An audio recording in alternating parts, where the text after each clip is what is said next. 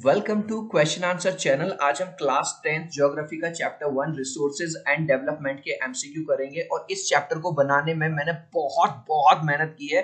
तो यहाँ पे हम रटाएंगे नहीं, मैं तुम्हें पिक्चर के मीडियम से पिक्चर से तुम्हें समझाऊंगा और तुम्हें मुझे कमेंट सेक्शन में बताना मेरी एक्सप्लेनेशन आपको कैसी लगी। Dash resources are obtained from biosphere. अब देखो कौन सा वर्ड आ गया, BIO। बायो में आपकी मैडम आपको क्या पढ़ाती है, एनिमल्स के बारे में और प्लांट्स के बारे में, इसका मतलब लिविंग बीइंग के बारे में। तो इसका मतलब यहाँ पे आप भरोगे बायोटिक। ठीक है, मैंने आपको ट्रिक बता दी। दूसरा देखो, which one of the following is a biotic. अब बायो में मैं क्या बता रहा था, लिविंग बीइंग। तो ए बायोटिक में कौन आएगा मेरे भाई, नॉन लिविंग। अब देख लो, काउ लिविंग है, नहीं हो सकता। ह्यूमंस लिविंग है, नहीं हो सकता। फिश लिविंग है, यानी कि रॉक्स। ठीक है, क्लियर है आपको, समझा रहा हूं आपको। Resources which are found in a region but have not been utilized are called। ऐसे रिसोर्सेज जो एक रीजन में मिलते तो हैं लेकिन उनका यूटिलाइजेशन नहीं हो रहा, ऐसे रिसोर्सेज को क्या कहते हो, पोटेंशियल रिसोर्सेज कहते हैं। देखो समझाऊंगा आपको साथ के साथ। जैसे अगर मैं बात करूं राजस्थान की, तो राजस्थान में जो सोलर एनर्जी बहुत लेवल बहुत अच्छी है।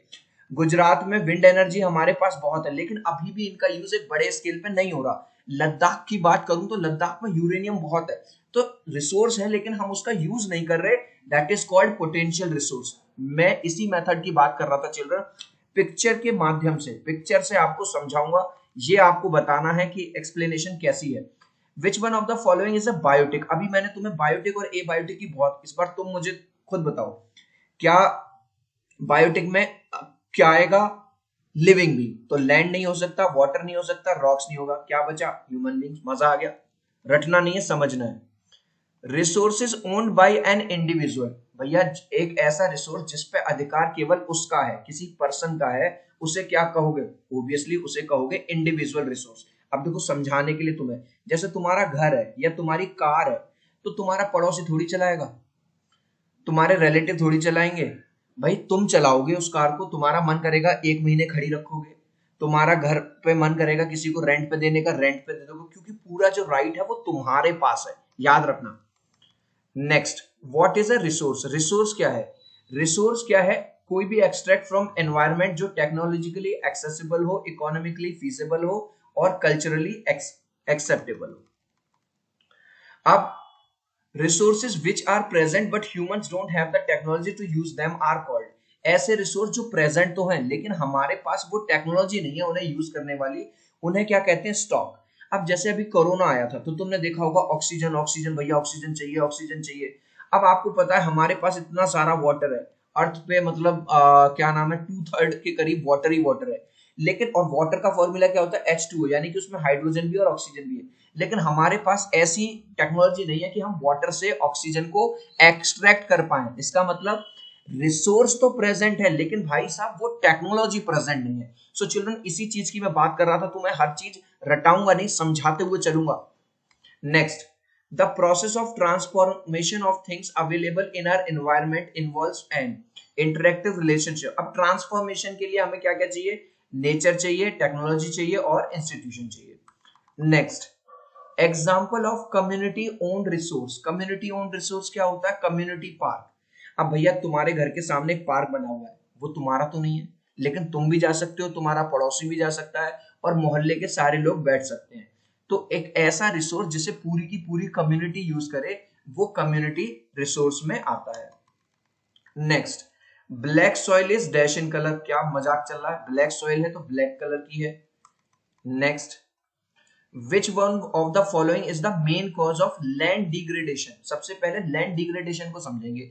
जब लैंड की क्वालिटी खराब हो जाती है, जमीन की क्वालिटी खराब होने लगती है, तो उसे लैंड डिग्रेडेशन कहा जाता है। अब ये पूछ रहा पंजाब में, तो पंजाब में जो रीजन है वो है ओवर इरिगेशन। अब पंजाब में क्या है, अमीर लोग हैं, रिच बेल्ट है, बड़ी बड़ी ट्यूबवेल्स लगवा रखी हैं, ट्यूबवेल चला दी खोल दिया, पानी भाई साहब बह रहा है। तो इसकी वजह से ज्यादा ओवर इरिगेशन की वजह से भी जो क्वालिटी है सॉइल की वो खराब होती है। How do human beings interact with nature.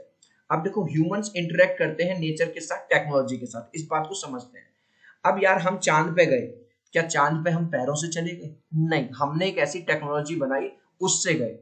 हम सन के साथ डायरेक्ट इंटरेक्ट करेंगे, नहीं।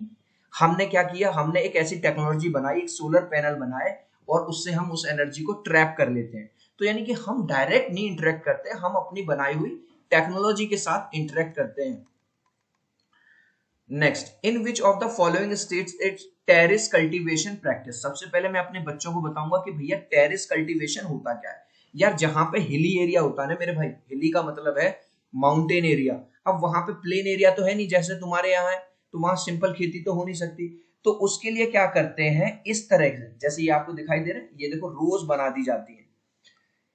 इस चीज को कहते हैं हम टेरेस कल्टीवेशन। अगर एग्जाम में आ जाए तो लिख देना। तो ये कहां पे होगी, ये होती है उत्तरांचल में, या और ऐसी जगह पे जहां पे हिली एरियाज, जहां पे पहाड़े मिलते हैं। How are resources qualified, resource को कैसे क्वालिफाई किया जाता है, on the basis of origin.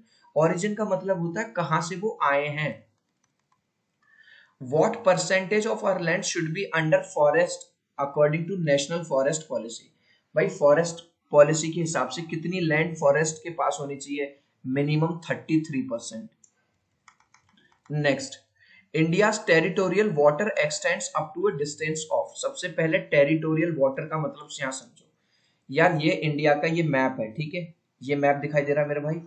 अब इसके आसपास जो समुंदर है, यहाँ पे यहाँ पे यहाँ पे, तो ये भी किसकी टेरिटरी मानी जाएगी, इंडिया की। आपने देखा होगा हमारे घर के बाहर हम छोटे से कुछ प्लांट्स वगैरह लगा लेते हैं, जबकि वो हमारा घर का हिस्सा नहीं है, लेकिन उन्हें भी हम अपना ही हिस्सा मानते हैं। तो किसी भी कंट्री की ओशनिक बाउंड्री से मतलब 12 नॉटिकल माइल्स तक, 12 नॉटिकल माइल्स तक उसकी जगह मानी जाती है। समझ में आया, आगे बढ़ रहे हैं। Resources that takes long geological time for their formation are called। ऐसे रिसोर्सेज जिन्हें बनने में बहुत टाइम लगता है, जैसे कि कोयला हो गया, पेट्रोल हो गया, फॉसिल फ्यूल्स हो गए, इन्हें क्या कहा जाता है, इन्हें कहा जाता है नॉन रिन्यूएबल एनर्जी रिसोर्सेज। अगर तुम थोड़ा सा दिमाग यूज करो, भाई पेट्रोल डीजल के दाम क्यों बढ़ रहे हैं, अगर इन्हें बनाना इतना आसान होता तो यार जल्दी जल्दी से बनाते रहते और जल्दी जल्दी से डिस्ट्रीब्यूट करते रहते। Area sown more than once in an agriculture year plus net sown area is called, क्या कहते हैं उसे, gross cropped area। Next, the total degraded land in our country। हमारे कंट्री में जो टोटल डिग्रेडेड का मतलब मैंने आपको बता दिया था पहले ही, ठीक है। डिग्रेडेड का मतलब ऐसी लैंड जो खराब हो गई है, जिसपे अब खेती नहीं हो सकती, ठीक है। वो कितनी है, वो है 130 मिलियन हेक्टेयर्स, ठीक है, 130 मिलियन हेक्टेयर्स खराब जो हो गई है।